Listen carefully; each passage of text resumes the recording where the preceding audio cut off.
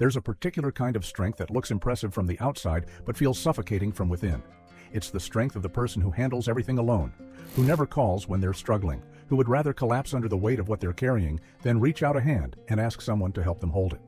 You know someone like this, the person who always has it together, the one who solves everyone else's problems but never seems to have any of their own. The one who, when you ask if they need anything, always says, "No, I'm good. I've got it." Maybe you are that person. And here's the question that rarely gets asked. Why? Why would someone choose to struggle alone when help is available? Why would anyone build a life where asking for support feels impossible, even when they're drowning? It's easy to assume that people who never ask for help are just independent, self-sufficient, strong, that they've figured out how to handle life on their own and don't need anyone. But that's not the full picture. Because beneath the independence, beneath the "I've got it" and the refusal of assistance, there's often something darker. A belief so deeply rooted that asking for help doesn't feel like an option. It feels like a betrayal of themselves, of who they think they have to be. See, people who never ask for help aren't strong. They're scared. And there's a difference, because strength is knowing you can handle things, but also knowing when to ask for support. What looks like independence is often hyperindependence, a trauma response where needing anyone feels too dangerous to risk. Psychologists have studied this pattern extensively. They've found that people who struggle to ask for help often carry what's called a self-reliance schema, a core belief that they can only depend on themselves, that asking for help is weakness, that needing support makes them a burden, that the safest way to move through life is to need nothing from anyone. But here's what's misunderstood. Never asking for help isn't one thing. It's not just being independent. Some people don't ask because they learned that no one comes when you call. Others don't ask because they believe their needs don't matter. And some don't ask because the one time they did, they regretted it so deeply, they vowed never to do it again. Let me break it down. The child who called and no one came. Some people learned not to ask for help before they were old enough to understand what they were learning. These are the children who reached out and found nothing there, who cried and weren't comforted, who asked for help and were met with indifference, annoyance, or absence. Maybe they had a parent who was too overwhelmed, too busy, too emotionally unavailable to respond. Maybe they needed support and were told to figure it out themselves. Maybe they learned, through painful repetition, that calling for help was pointless because no one was coming. So they stopped calling. They learned to soothe themselves, to solve their own problems, to become self-sufficient not because they wanted to, but because they had to, because the alternative, continuing to reach out and be disappointed, was too painful. That child is now an adult. And even though their circumstances have changed, even though there are people in their life who would help if asked, they can't ask. Because asking feels like setting themselves up for the same disappointment, the same abandonment, the same confirmation that they're alone. For them, not asking for help isn't a choice. It's a defense mechanism.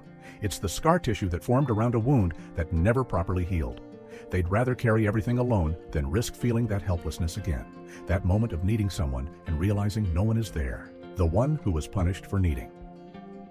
Then there's another type, the person who learned that asking for help comes with consequences. These are the ones who were made to feel like a burden, who were criticized, shamed, or made to feel guilty every time they needed something. Maybe they had a parent who sighed heavily when asked for help, who said things like, "Again? Can't you do anything yourself?" Who made it clear that needing assistance was an inconvenience, an imposition, a sign of inadequacy. So they learned to need nothing. They learned that independence was the only way to avoid shame, that self-sufficiency was the only way to maintain their worth. And now, as adults, asking for help feels like admitting failure, like confirming that they're not capable, like proving they're the burden they were once made to feel they were. So they struggle in silence. They handle things on their own, even when it's overwhelming. They'd rather break than bend. Because bending, asking for help, feels like proving everyone right about their inadequacy. Deep down, they believe that needing help is weakness, that competent people don't need assistance, that if they were just smart enough, strong enough, capable enough, they'd be able to handle everything alone. For them, not asking for help is about protecting their sense of worth. Because if they ask and confirm that they can't do it alone, they'll have to face the belief they've been running from their whole life, that they're not enough. The betrayed one who learned help has a price. And then there's the person who doesn't ask for help because they learned that help isn't free, that it comes with strings, with expectations, with debt that will be called in later. Maybe they asked for help once and had it held over their head. Maybe someone helped them and then used it as leverage. After everything I did for you. Maybe they learned that accepting support meant owing something they couldn't afford to pay back, so they stopped accepting. They learned that independence, no matter how hard, was safer than being indebted. That struggling alone was better than being reminded over and over of what you owe. They don't ask for help because they don't trust it. They've learned that help is a loan, not a gift. That today's support becomes tomorrow's obligation. That people keep score even when they say they don't. So they'd rather do without. They'd rather carry the weight than carry the debt. Because at least when you handle everything alone, you don't owe anyone anything. For them, not asking for help is about maintaining autonomy. About staying free from the invisible strings that come attached to every offer of assistance. It's lonely, it's exhausting, but it's safe, because no one can use it against them later. The caretaker who forgot they're human too. There's one more type, the person who doesn't ask for help because they've spent their entire life being the helper. They're so used to being the strong one, the dependable one, the one everyone leans on, that they've forgotten they're allowed to lean too. Maybe they were the eldest sibling who raised the younger ones. Maybe they were the parentified child who took care of adults. Maybe they became the person everyone called in a crisis, and they built their identity around being unshakable. And now, asking for help feels like betraying that identity, like admitting they're not as strong as everyone thinks, like letting people down who depend on them to always have it together. So they keep giving, keep supporting, keep showing up for everyone else while slowly crumbling inside, because they've convinced themselves that their role is to help, not to be helped, that they're the support, not the supported. Deep down, they're exhausted, they're resentful, they wish someone would see through the facade and just show up for them without being asked. But they can't ask. Because asking would mean admitting that the strong person everyone relies on is actually just a tired human who needs support too. For them, not asking for help is about protecting the role they play, the identity they've built, the version of themselves that everyone knows. And letting that go, admitting they need help, feels like losing themselves. All of these types, the child no one came for, the one punished for needing, the betrayed one, the caretaker, they all share something in common. They all learned that asking for help is dangerous. That it leads to disappointment, shame, debt, or the collapse of their carefully constructed identity. And maybe at the time they learned that lesson, they were right. Maybe asking for help did lead to pain. Maybe independence was the safest strategy in an environment that didn't know how to hold them. But here's where it gets complicated, because that same strategy that once protected them is now isolating them. The self-sufficiency that once felt like survival now feels like a prison. The refusal to ask for help that once kept them safe now keeps them alone. Deep down, people who never ask for help are often the ones who need it most. Not because their problems are objectively worse than anyone else's, but because they're carrying everything alone. And anything carried alone, no matter how manageable it might be with support, eventually becomes crushing. There's a specific kind of exhaustion that comes from never asking for help. It's the exhaustion of having to figure everything out yourself, of making every decision alone, of carrying every burden without ever putting it down. And the cruel irony? They're often surrounded by people who would help if asked, people who care, people who want to show up. But those people have no idea what's needed because the person never says anything. They watch this person struggle and think they've got it. They always do. They offer help and it's declined, so they stop offering. Not because they don't care, but because they were taught that their help isn't wanted. And the person who never asks, they take that as confirmation. See, no one offers, no one cares. I knew I had to do this alone. But they're the ones who trained people not to offer. They're the ones who rejected help so many times that people stopped trying. And now they're trapped in a cycle of their own making. Alone, not because no one cares, but because they've convinced everyone they don't need anyone. There's something quietly devastating about watching someone refuse help, about seeing them struggle and knowing you could ease that struggle, but they won't let you, about wanting to show up and being shut out. Because here's what people who never ask for help don't realize. When you refuse support, you're not just hurting yourself. You're hurting the people who care about you. You're depriving them of the chance to give back, to show up, to be there for you the way you've been there for them.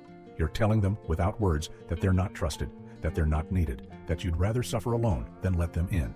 And that hurts. It creates distance. It makes people feel helpless, useless, shut out.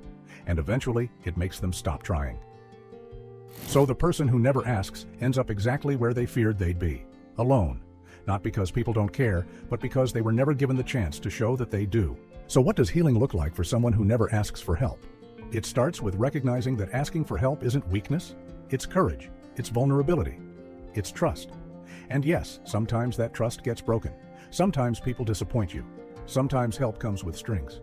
But not always, not everyone. And refusing to ever ask means you never get to find out who the safe people are, who the good people are, who would actually show up if given the chance. It continues with understanding that self-sufficiency and isolation are not the same thing.